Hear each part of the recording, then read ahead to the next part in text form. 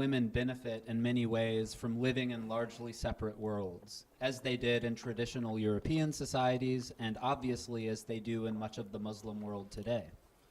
Relatedly, Paulia considers passionate masculinity a critical force for defending, sustaining, and advancing civilization. And she argues that passionate masculinity, while virtually moribund in the Western middle and upper classes, is alive and well in the Muslim world. You have expressed some sympathy for the Muslim critique of the West, its godlessness, its spiritual void, its materialism, its technology-induced removal from life's elemental realities. You've said it is extraordinarily naive to believe that the differences between European culture and Islamic culture are not about anything fundamental.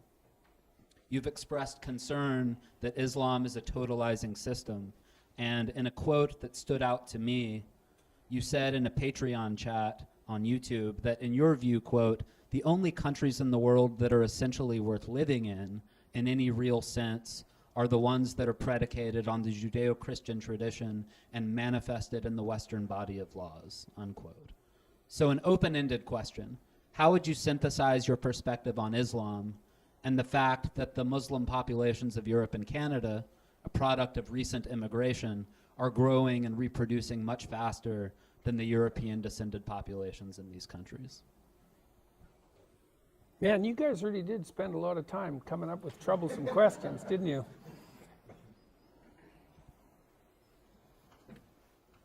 We can end with See, that. one of the problems is that I'm an ignorant man, and there's lots of things that I don't know. You know, and I don't understand Islam. I don't know enough about it to be an intelligent commentary on it. I've done my best to peck away at the edges, but you know, it would require multiple years of study to understand the similarities and differences between the two viewpoints.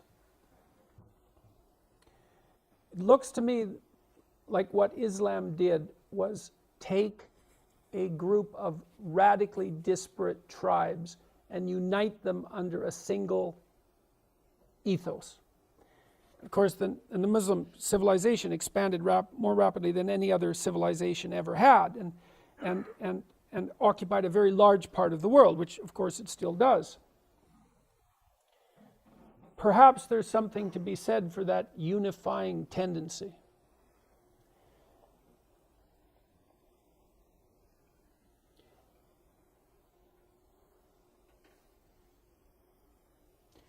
There's a problem,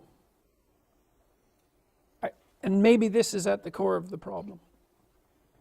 There's no distinction between church and state in Islam.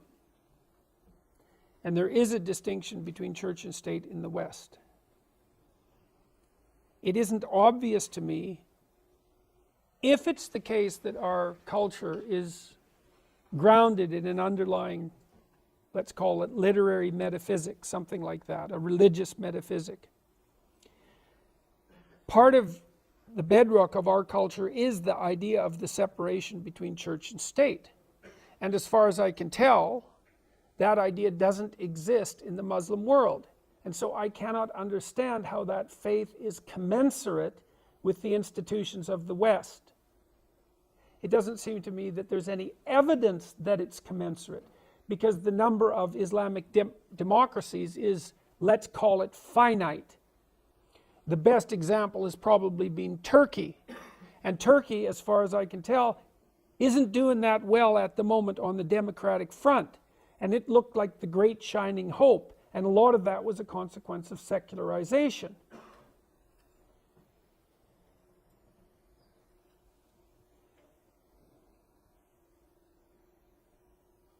You know, I've spent a lot of time, when I was writing Maps of Meaning, for example, looking for commonalities among religious viewpoints. And I was able to find deep commonalities, I thought, between Buddhism and Christianity, and Taoism and Christianity, and Hinduism and Christianity, for that matter. It was a lot harder when it came to Islam.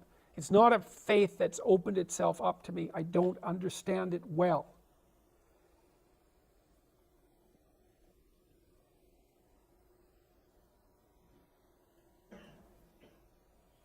But I hope that people of goodwill can build a bridge between the two cultures, because the alternative